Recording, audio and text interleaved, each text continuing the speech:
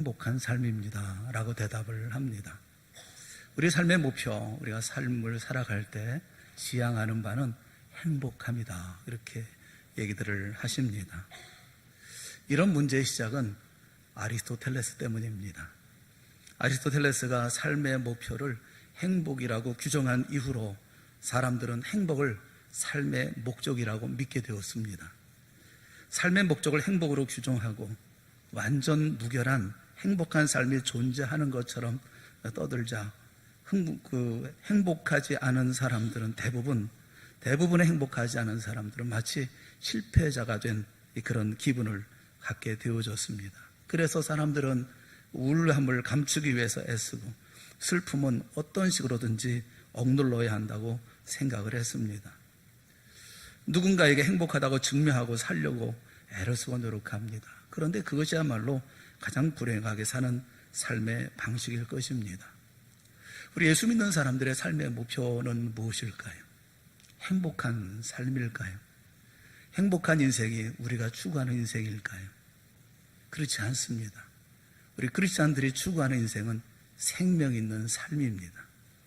살아있는 삶, 하나님의 자녀로서 이 땅에 생명을 가지고 살아가는 삶을 우리는 추구하며 살아가는 것입니다.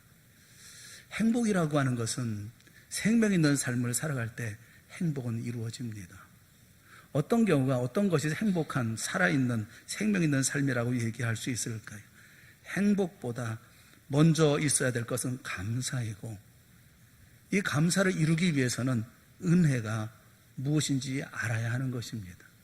은혜를 아는 사람은 감사하고, 감사하는 사람은 저절로 행복한 삶을 삽니다. 그 삶 속에 생명이 있게 되어집니다. 그런데 오늘날 우리는 감사를 찾아보기가 참 어렵습니다. 왜 감사를 찾아보기 어려울까요? 은혜를 모르기 때문에 그렇습니다. 오늘 본문에 있는 말씀은 감사를 이루어낼 은혜에 대해서 말씀을 해주고 계십니다. 무엇이 은혜인지 알 때 우리의 삶은 기쁨과 감사가 넘치게 되어질 것이고 생명 있는 삶을 살게 되어질 것입니다. 누가는 우리 주님이 고향 나사렛을 방문했던 이야기로 예수님의 공적 사역을 소개합니다. 16절 말씀에 보면 예수께서 그 자라나신 곳 나사렛에 이르사 안식일에 늘 하시던 대로 회당에 들어가서 성경을 읽으려고 서심해. 지금 이 일은 예수님이 사역을 시작한 지 1년쯤 되었을 때의 일입니다. 이 말씀이 없으면 우리는 아마도 예수님이 자기 고향에서 사역을 시작하신 줄로 그렇게 알았을 것입니다. 그런데 그렇지 않습니다. 마가도 그렇고 마태도 그렇고 두 분 모두 예수님이 사역을 하시다가 나중에 나사렛으로 돌아오셨다, 이렇게 말씀을 합니다. 14절에 보면 그 소문이 사방에 퍼졌고, 이렇게 말씀하시므로 예수님에 관한 소문은 이미 주변에 다 이방에까지 다 퍼져 나갔다고 하는 것을 우리에게 알려줍니다. 예수님은 갈릴리에서 사역하셨고 고향에 돌아오기 전에 이미 가버나움에서 많은 기적을 행하셨습니다. 이 소식을 나사렛의 고향 사람들이 다 들었던 터였습니다. 23절에 보면 예수께서 그들에게 이르시되 너희가 반드시 의사야 너 자신을 고치라는 속담을 인용하여 내게 말하기를 우리가 들은 바 가버나움에서 행한 일을 내 고향 여기서도 행하라 하리라. 다 이미 들은 거예요. 예수님이 큰 기적을 일으키셨다는 소문이 나사렛에 살고 있는 사람들에게 얼마나 많은 호기심을 일으켰고 얼마나 많은 흥미를 자극했고 또 어떤 대화가 오고 갔을지는 상상하기는 어렵지 않습니다. 예수님과 함께 길거리에서 뛰놀며 자랐던 아이들이 이제 30대가 되었고 그 중에 많은 이들은 결혼해서 자식까지 두고 있습니다. 이 작은 마을에서 예수님께서 목공소를 하시면서 만들거나 고치셨던 그런 식탁이나 의자를 가지고 있던 사람들도 그 중에는 꽤 많이 있었을 것입니다. 그 예수님이 이제 다시 고향으로 오십니다. 모든 소문이 퍼지고 모든 이야기가 전해진 후에 마침내 예수님이 그 자라나신 곳 나사렛으로 돌아오시는 것입니다. 소문은 빠르게 퍼졌고 최대한 일찍 회당에 가는 것이 좋다고 하는 것은 누구나 다 아는 사실이었습니다. 정말 많은 사람들이 와서 북적거렸을 것이 틀림이 없습니다. 종교라는 이름으로 행해지는 많은 일들이 얼마나 지루하고 따분한지 굳이 여러분에게 말하지 않아도 잘 아실 것입니다. 나사렛 회당에서 진행되고 있던 예배도 여전히 재미없고 답답하고 지루했을 것입니다. 성경에 있는 말씀, 옛날 고소의 가르침, 또 끝도 없는 전통에 대한 중압감, 또 일부 성직자들이 가지고 있는 경건하지 않은 어떤 거만함, 이런 모든 것들은 마음을 불편하게 하고 또 지리하게 만들죠. 그런데 이날은 달랐습니다. 회당의 예배는 비슷한 양식을 따랐습니다. 찬송하고 쉐마를 암송하고 축복을 선언합니다. 모세율법서를 낭독하다가 이제 예언서 중 한 권을 낭독합니다. 그런데 바로 이때 예수님이 일어나셨습니다. 누가복음 4장 17절부터 19절에 있는 말씀을 우리 한번 다 같이 한번 읽어봤으면 좋겠어요. 17절부터 19절 말씀까지 다 같이 보겠습니다. 시작. 선지자 이사야의 글을 드리거늘 책을 펴서 이렇게 기록된 데를 찾으시니 곧 주의 성령이 내게 임하셨으니 이는 가난한 자에게 복음을 전하게 하시려고 내게 기름을 부으시고 나를 보내사 포로된 자에게 자유를, 눈먼 자에게 다시 보게 함을 전파하며 눌린 자를 자유롭게 하고 주의 은혜의 해를 전파하게 하려 하심이라 하였더라. 예수님은 이사야서 61장에 있는 말씀을 선택하셨고 그 말씀을 성취하러 오신 이의 권위로 이 위대한 성경의 약속들을 선포하십니다. 그리고는 책을 덮고 그 맡은 자에게 주시고 앉으셨습니다. 모든 랍비들이 가르치러 갈 때 모두 그렇게 하셨던 것처럼 예수님께서는 그리하시며 그 자리에 서셨습니다. 모두가 예수님께서 말씀하시기를 기다릴 때 방 안에는 그 긴장감과 그 회당 안에는 긴장감과 기대가 뜨겁게 달아올랐을 것입니다. 20절 21절에 있는 말씀을 보세요. 책을 덮어 그 맡은 자에게 주시고 앉으시니 회당에 있는 자들이 다 주목하여 보더라. 그 다음 절에 이에 예수께서 그들에게 말씀하시되 이 글이 오늘 너희 귀에 응하였느니라 하시니 말씀을 시작하십니다. 우리는 여기서 예수님께서 하신 설교의 첫 마디를 우리는 들을 수가 있습니다. 그 첫 마디, 이 글이 오늘 너희 귀에 응하였느니라. 그리고 주님께서는 계속 말씀을 이어가시며 설교를 하셨습니다. 틀림없이 거기 모여있는 모든 사람들의 가슴을 울리는 설교였을 것입니다. 그동안 회당에서 들었던 그 어느 설교와도 다른 설교였을 것입니다. 그것은 이 글이 오늘 너희 귀에 응하였느니라 라는 말씀으로 우리는 알 수가 있습니다. 예수님이 이렇게 말씀하고 계시는 것입니다. 옛날에 있는 말씀이고 이사야서에 있는 예전에 있었던 말씀이지만 이 말씀은 바로 오늘 지금 너희를 위해서 기록된 말씀이다 라고 말씀하고 계시는 것입니다. 회당에 모였던 사람들은 서기관이나 바리새인이나 랍비들이 모세나 이사야 또는 다른 선지자들의 글에 대해서 말하는 것에 대해서 매우 익숙합니다. 오늘날 성도들 역시 이 말씀을 듣는 일에 대해서는 매우 익숙하죠.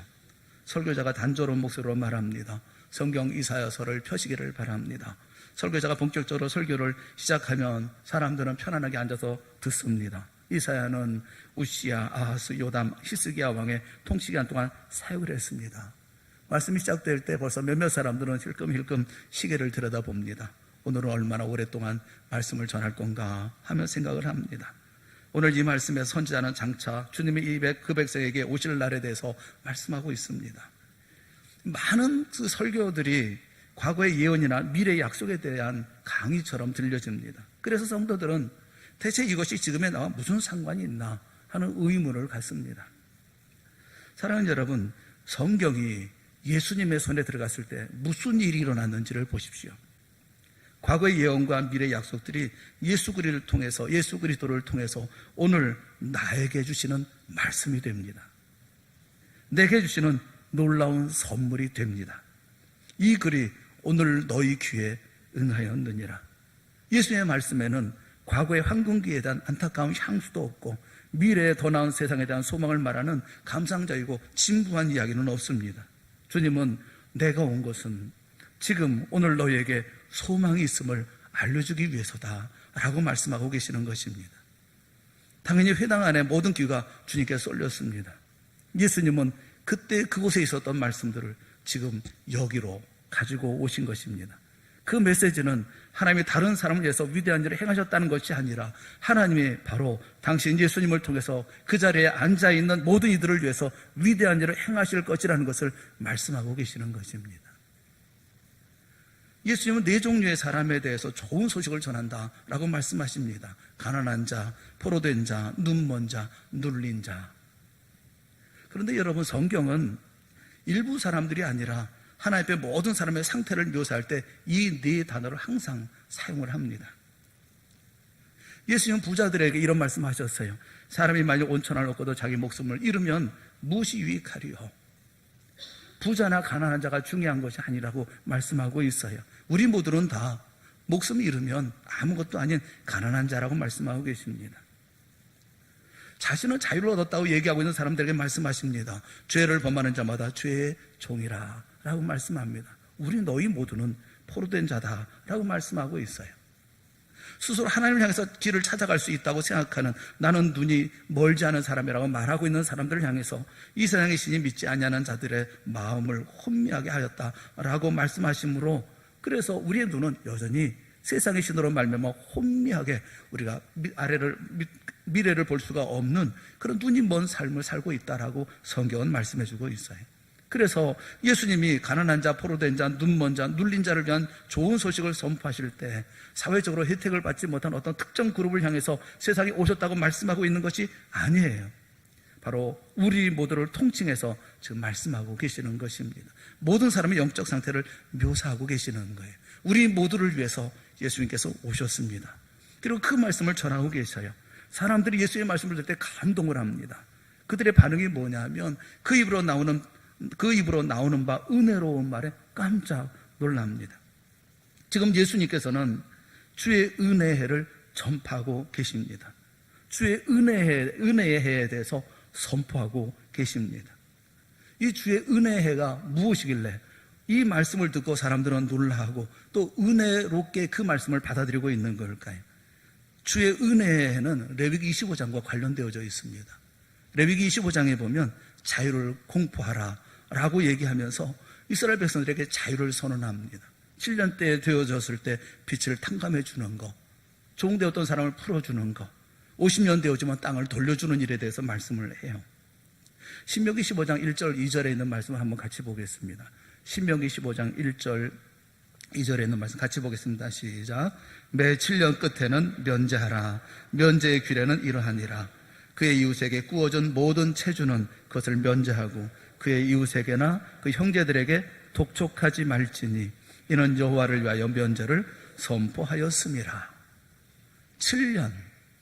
7년이 지나면 어떤 돈을 구워줬든지 7년이 지나면 다 탕감하라는 거예요. 다 면제하라는 거예요. 물론 우리 한국에 이런 법이 있으면 얼마나 좋겠어요. 그러면 비자카드, 마스터카드 직원들이 7년마다 다 깨끗하게 다시 다 지워버리고 그 다음에 모든 고객들의 잔고를 제로 상태에서 다시 시작하게 해준다고 생각하면 그 얼마나 놀라운 일이겠어요. 7년 동안 빚을 많이 졌다 하더라도 7년 지나면 다 탕감하고 다시 새롭게 시작할 수 있는, 그것이 바로 하나님께서 우리에게 주신 법이에요. 이스라엘에서는 이 하나님의 율법, 이것은 시작에 불과했습니다. 7년마다 빚이 탕감되기도 했지만 또 종들도 자유롭게 놓아줘야 했었습니다. 신명기 15장 12절부터 14절에 있는 말씀이에요. 같이 보겠습니다. 내 동족 히브리 남자나 히브리 여자나 내게 팔렸다 하자. 만일 6해 동안 너를 섬겼거든 7째 해에 너는 그를 놓아 자유롭게 할 것이요. 그를 놓아 자유롭게 할 때에는 빈손으로 가게 하지 말고 내 양 무리 중에서와 타장 마당에서와 포도주 틀에서 그에게 후히 줄지니 곧 내 하나님 여호와께서 내게 복을 주신 대로 그에게 줄지니라. 할렐루야. 고대 이스라엘 사람들은 빚을 갚을 능력이 없으면 돈 대신 노동으로 채권자들에 대한 책임을 다해야 했었습니다. 그런데 하나님은 이런 방식도 7년이 넘도록 계속할 수 없다, 그렇게 말씀하셔요. 7년 되어지면 돌려보내라, 자유를 줘서 보내라. 그런데 그냥 보내면 안 되고 가서 살 수 있는 미천을 줘서 보내고 다시 종이 되지 않도록 새 삶을 꾸릴 수 있도록 도와주라 라고 말씀하고 있어요. 하나님은 가장 철저한 공일의 법을 주셨는데 그것은 빚을 면제해주고 종을 풀어주는 7년 주기가 7번이 지난 50년째 되는 해는 나팔을 불어서 그 땅에 희년을 선포하라, 그렇게 말씀하셔요. 하나님의 광야에서 그분의 명령을 지켜주셨던 모세 시대에 그들에게 맡겨진 땅이 있습니다. 그 땅에 관해서 하나님은 한 가지 명령을 내려주셨어요. 레위기 25장 10절에 있는 말씀입니다. 같이 보겠습니다. 너희는 50년째 해를 거룩하게 하여 그 땅에 있는 모든 주민을 위하여 자유를 공포하라. 이 해는 너희에게 희년이니 너희는 각각 자기의 소유지로 돌아가며 각각 자기의 가족에게로 돌아갈지며. 주의 은혜의 날, 주의 은혜의 해, 그 어떤 해냐 하면 그 한 해, 그 해는 그 이열, 한 해를 얘기할 때 그 해는 바로 이와 같이 모든 것을 다 자유를 주는 거예요. 하나님의 백성들이 가나안 땅에 들어갔을 때 하나님은 그들 모두에게 부족과 가족에게 각각 땅을 주셨습니다. 그리고 그것을 유지할 수 있도록 희년을 주셨어요. 왜냐하면 오랜 시간 지나면서 어떤 사람은 너무 살기 어려우니까 자기 땅을 팔아야만 했었습니다. 그래서 남에게 그 땅을 팔고 그리고 남에게 그 땅을 줌으로 말미암아 자기 땅이 없어지는 일이 생기게 되어지죠. 그러나 일생에 한 번 50년째 되는 해는 자기가 팔았던 땅을 다시 돌려받게 되어져 있는 거예요. 이것이 정말 놀라운 긍휼의 법인 것이죠. 부를 축적하는 자들의 힘이 점점 더 커지는 것을 억제하고 그들의 자녀들이 단지 막대한 유산을 의존해서 편안하게 사는 것보다 자기 삶을 열심히 살도록 하는 것입니다. 동시에 이 법은 가난한 자들과 억압받는 자들이 일생에 다시 한번 새 출발을 할 수 있도록 해주었어요. 50년째 되면 땅을 다 팔아서 그래서 땅을 다 담보 잡히는 그런 일이 있었지만 다시 돌려받음으로 말미암아 일생에 50년을 적어도 한 번 이상은 올 것이기 때문에 그래서 다시 한번 새 인생을 출발할 수 있도록 하나님께서는 그 땅을 다시 줍니다. 다른 나라에 이런 법이 없어요. 어떤 분야에도 이와 같이 가난한 자들을 보호하는 법은 없습니다. 이것이 바로 주의 은혜의 해에 이루어지는 그 하나님의 자유의 놀라운 역사인 거예요. 여러분 이런 법 아래서 살고 싶으십니까? 아마도 여러분의 대답은 각기 달라질 거라고 생각을 해요.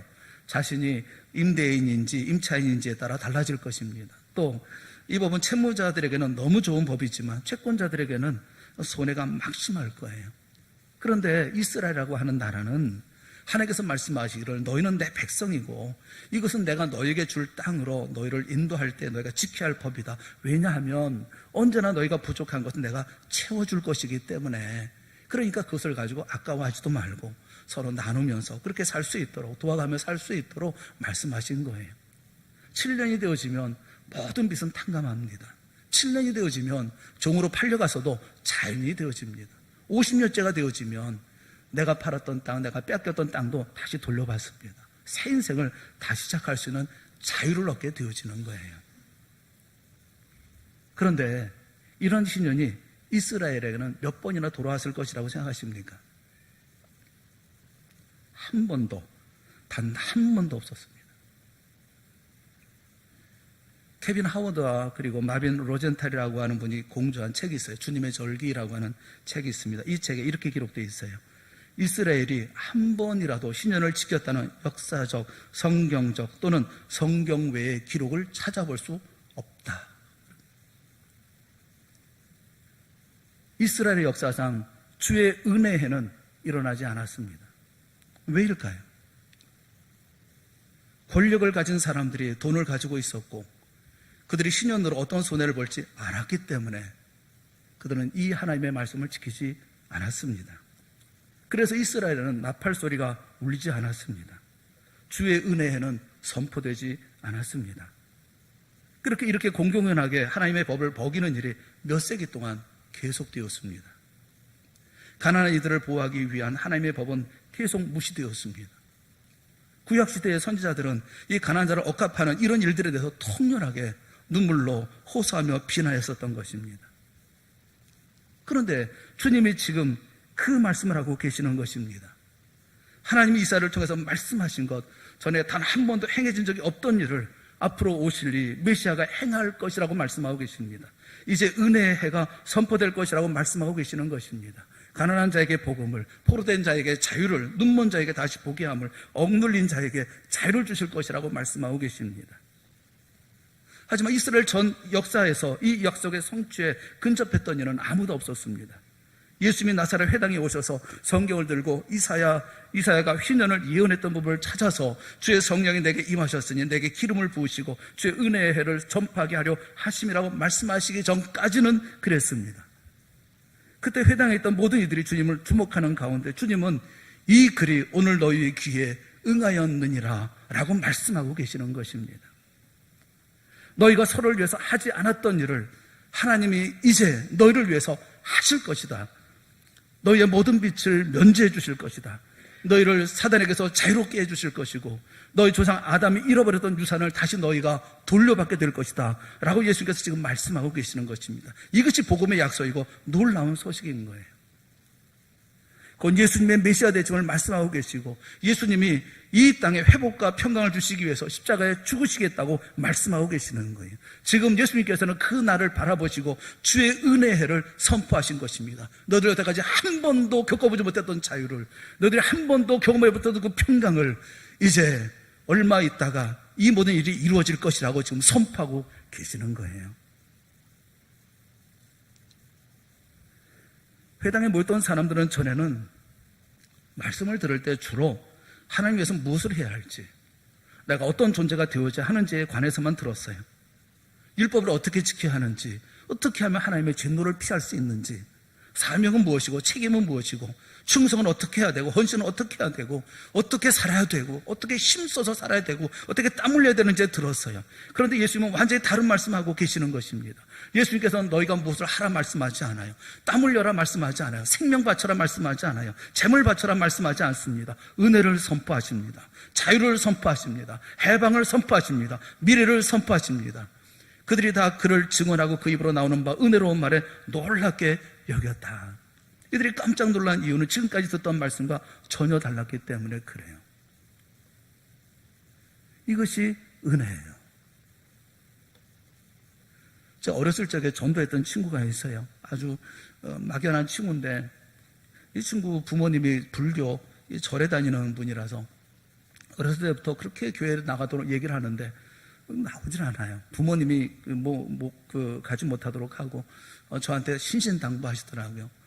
네가 우리 집에 놀러 오는 건 다 좋은데 다 좋은 일이고 같이 지내는 건 다 좋은데 절대로 교회 가자는 말을 하지 말라고, 자기 아들한테 하지 말라고 얘기를 해서 참 힘들었어요. 그런데 어떻게 해서 그 친구가 교회에 나오게 됐어요. 교회에 나와서 함께 이제 교회 나오고 저는 이제 전도사로서 생활할 때 그 친구는 대학 다니면서 이제 같이 교회를 다니게 되었습니다. 몇 년 동안을 열심히 했어요. 청년부 생활도 열심히 하고 신앙도 열심히 하고. 그런데 어느 날부터 안 나오더라고요. 그 왜 안 나오는가 싶어서 그 이유가 궁금하지 않겠어요? 그래서 왜 교회를 나오지 않냐? 넌 왜 교회 나오지 않는 이유가 뭐냐? 왜 교회를 이렇게 등한히 하냐? 그러니까 그 친구가 그런 얘기를 해요. 나는 주일날마다 강목으로 뒤통수를 맞는 느낌이야. 주일날마다 마음이 무거워서 견딜 수가 없고 마음이 너무 힘들어서 견딜 수가 없어. 말씀을 들으면 이렇게 하라 저렇게 하라 이런 책임도 많이 이런 얘기를 하니까 너무 힘들다는 거예요. 나사렛 사람들이 예수의 말씀을 듣는 동안 경험한 것이 그런 거예요. 요한복음 1장 17절 말씀에 율법은 모세로 말미암아 주어진 것이요 은혜와 진리는 예수 그리스도로 말미암아 온 것이라 하는 말씀이 맞아요. 예수님의 영광은 은혜와 진리가 충만한 것입니다. 은혜가 그의 메시지였고 은혜가 바로 그분이었어요. 사랑하는 여러분, 오늘 우리는 은혜 가운데 살아갑니다. 우리는 가난한 자이고 우리는 포로된 자이고 우리는 눈먼 자이고 눌린 자예요. 그런 우리에게 고뇌 놀라운 은혜를 우리에게 베풀어 주신 것입니다. 우리에게 주의 은혜의 해를 선포하셨고 마침내 주의 은혜의 날을 살게 하신 거예요. 이스라엘 백성들에게 단 한 번도 외쳐지지 않았던 그 은혜의 날이 우리는 매일매일 선포되고 매일매일 이루어지고 있는 것입니다. 그럼 우리에게는 행복이 아니라 감사가 일상의 삶을 살아야 합니다. 행복을 추구하는 삶이 아니라 하나님의 은혜에 감사하며 찬송하는 삶을 살아야 합니다. 우리 모두가 감사하는 생명 있는 삶을 살아갈 수 있기를 주님의 이름으로 축원합니다. 감사하십시오. 찬송하십시오. 기뻐하십시오. 주님으로 즐거워하십시오. 우리에게 주신 은혜를 누리며 살아야 됩니다. 우리는 주의 은혜의 날, 그 날들 속에 우리가 삶을 살고 있는 거예요. 그런데 이상합니다. 놀라운 것은 처음에 예수님에 대해서 좋게 말하고 주님의 은혜로운 말에 놀랐던 사람들이 그 후에 예수님을 29절 말씀에 보면 동네 밖으로 쫓아내어 그 동네가 건설된 산 낭떠러지까지 끌고 가서 밀쳐 떨어뜨리고자 했다라는 것입니다. 왜 이런 태도의 변화가 있었던 것일까요? 여러분, 은혜에는 양면성이 있습니다. 28절의 말씀에 보면 회당에 있는 자들이 이것을 듣고 다 크게 화가 났다고 말씀하고 있어요. 회당에 있는 자들이 이것을 듣고 다 크게 화가 났어요. 이것이 뭘까요? 이것이 무엇이기에 예수님께 호의적이고 감동했던 나사렛 사람들이 갑자기 순식간에 폭도로 변해서 예수님을 동네에서 쫓아내는 것도 모자라서 예수님을 죽이려고 했던 것일까요? 그것은 은혜 때문입니다. 은혜가 그들을 놀라게 했고 또 은혜가 그들을 격분하게 했던 거예요. 은혜가 뭔지를 모르는 사람들의 특징이 분노입니다. 사랑하는 여러분, 은혜는 다만 주님이 베푸신다는 것을 명심하십시오. 우리는 결코 하나님 우리의 통제 아래 둘 수가 없어요. 나사렛 사람들은 그곳이 예수님의 고향이었기 때문에 그들이 예수님께 특별한 요구를 할 수 있다고 생각했어요. 예수님이 다른 사람들에게 기적을 행하셨으니 함께 자란 고향 사람들을 위해서 우선적으로 기적을 행하는 것은 분명 당연한 도리라고 생각했습니다. 팔이 안으로 굽는 법 아닙니까? 그러니까 주님은 요구에 따라서 기적을 행하셔야만 되는 거예요. 그런데 주님은 기적을 행하지 않으신 것입니다. 여러분, 은혜는 값없이 주시는 거예요. 값없이 주어지는 거예요. 우리는 은혜를 요구할 수가 없어요. 그것이 자신의 노력이나 위치나 가치로 얻을 수 있는 것이 아니라는 것입니다. 하지만 나사렛 사람들은 그곳이 그분의 고향이었고 그들은 함께 자란 고향 사람들이니 주님의 능력을 볼 권리가 있다고 생각을 한 것입니다. 사랑하는 여러분, 우리에겐 권리가 있지 않아요. 예수는 우리에게 기적을 행할 의무가 없으십니다. 은혜의 중심에는 언제나 주님이 계셔요. 그 중심에 우리가 있는 게 아니에요. 주님은 우리의 소원을 들어주셔야 합니다. 내가 주님에서 얼마나 헌신한지 아십니까? 우리가 하는 모든 일에 복을 주시고 우리를 지지해 주셔야 합니다. 그것은 은혜가 무엇인지를 모르는 사람들의 이야기인 거예요. 또 하나, 은혜는 하나님께 제약이 없다는 것도 명심해야 합니다. 하나님은 어디든 원하시는 곳에 복을 부어주실 수 있어요. 사렙다 과부가 그렇고 아람의 군대 장관 나하만이 그렇습니다. 극심한 가뭄과 기근이 있을 때 하나님은 시돈 땅의 한 과부에게 엘리야 선자를 보냈습니다. 시돈이라는 것은 우상 숭배의 중심지이고 악명 높았던 여왕 이세벨의 고향입니다. 그런데 하나님의 은혜는 세상 모든 것 중에서 시돈에 사는 한 과부에게 엘리야를 보내시고 이 과부로 하나님이 공급해 주시는 기적을 체험하게 하셨어요. 그 후로 통에 가루가 떨어지지 않고 병에 기름이 없어지지 않았습니다. 어느 누구도 은혜 받을 권리가 없고 또 아무도 은혜에서 제외되지도 않습니다. 나하만은 시리아의 군대 장관이었습니다. 사렙다의 과부는 지독하게 가난했지만 나하만은 경제적으로 정반대의 극단에 있었어요. 하지만 나하만은 나병 환자였습니다. 나하만은 하나님의 백성이 원수인 나라의 군대 장관이었어요. 그런 그에게 하나님의 은혜가 임한 거예요. 은혜는 하나님이 누구도 구원할 의무도 없으시고 누구나 구원하실 수 있는 자유가 있음을 우리에게 말해주고 있습니다. 은혜는 오직 하나님의 의사에 달려있는 거예요. 원하시는 것을 모든 것을 행하시는 분은 오직 우리 주님뿐이라는 것을 우리가 잊어서는 안 된다는 것입니다. 왜 내게 은혜를 주시지 않습니까? 내게 안 주시면 누구를 주시겠습니까? 나는 이런 은혜 받을 자격이 있습니다. 나는 은혜 받을 수 있는 노력과 땀 흘림이 있습니다. 나는 이렇게 오랫동안 신앙생활을 했습니다. 라고 얘기할 수 있는 사람은 우리 가운데, 그렇게 은혜를 요구할 수 있는 사람은 우리 가운데 아무도 없다는 거예요. 은혜의 본질을 모르는 사람들 분노하며 성냅니다. 왜 내게 은혜를 안 주십니까? 왜 내게 이 길을 열어주지 않습니까? 그러나 은혜를 아는 사람은, 은혜가 무엇인지 아는 사람은 감사합니다. 기뻐합니다. 도무지 받을 수 없는 주님의 사랑과 은혜를 받았기 때문에 그렇습니다. 포악과 강포 속에 엉들린 우리에게 주의 은혜의 날을 선포하시고 그 은혜의 날을 지금 살게 하셨기에 우리는 늘 감사하는 거예요. 그 은혜를 아는 사람의 삶인 거예요. 사랑하는 여러분, 행복이 삶의 목표입니까? 그렇지 않습니다. 은혜를 알고 감사하며 살아갈 때 그 가운데 행복이 주어지는 것이고 생명 있는 삶을 살아가게 되어지는 거예요. 주님의 은혜를 진심으로 아는 사람이 감사하며 삶을 살 수가 있고 기쁨의 삶을 살아갈 수가 있는 것입니다. 여러분께 묻고 싶어요. 여러분은 주님의 은혜를 아십니까? 주님의 사랑은 아십니까? 여러분이 원하는 은혜라는 것은 도대체 어떤 것입니까? 우리는 감사하며 삶을 살아야 합니까? 아니면 여전히 우리는 분노하며 예수님을 향해서 손을 높이 들고 예수님을 향해서 산꼭대기로 몰아나가는 삶을 살아야 하는 것입니까? 여러분, 우리는 감사하며 살아야 하는 게 맞는 거예요. 은혜의 날을 우리에게 선포하셨고 은혜의 날 가운데 삶을 살게 하셨어요. 우리는 은혜를 받은 자리 가운데 있는 거예요. 우리에게 자유가 있습니다. 우리에게는 배부름이 있어요. 우리에게는 하나님의 일을 감당해 나갈 수 있는 힘도 능력도 있고 주의 사랑도 있어요. 동행하시는 놀라운 역사도 있어요. 여러분, 이 가운데 주의 역사를 이루어 나가는 우리의 모든 삶을 통해서 감사하며 그리고 기쁨으로 주님을 노래하는 삶을 살아가는 우리 모두가 되어질 수 있기를 주님의 이름으로 축원합니다. 은혜를 받은 사람으로 감사하며 감격하며 기뻐하며 살아가는 우리가 되어질 수 있기를 주님의 이름으로 축원합니다. 능력 있는 삶을 사십시오. 감사하는 삶을 사십시오.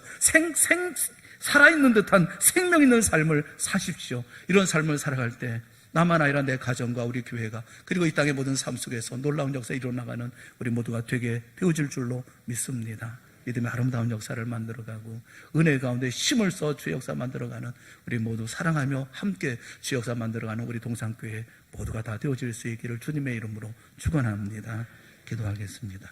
사랑의 하나님 아버지, 은혜를 감사합니다. 이미 누린 은혜, 이미 받은 은혜 절대 잊지 않게 하여 주시옵소서. 불만하지 않게 하시고 원망하지 않게 하여 주시옵시고 우리로 걱정하며 근심하지 않게 하여 주시옵시며 힘을 다해 주의 역사를 만들어가며 오히려 기쁨으로 찬송하며 감사하며 가장 주님께서 오시는 놀라운 아름다운 역사의 주인공이 되어줬음을 주 앞에 오히려 감사하며 영광 돌리는 우리의 삶이 되어질 수 있도록 인도하여 주시옵소서. 성도들을 기억하시고 가정을 기억하여 주시옵시고 우리 동산교회를 기억하여 주셔서 내신 은혜로 풍성히 누리며 우리 살아가는 저희 모두가 되게 하여 주시옵소서. 예수님의 이름으로 간절히 기도드리옵나이다. 아멘.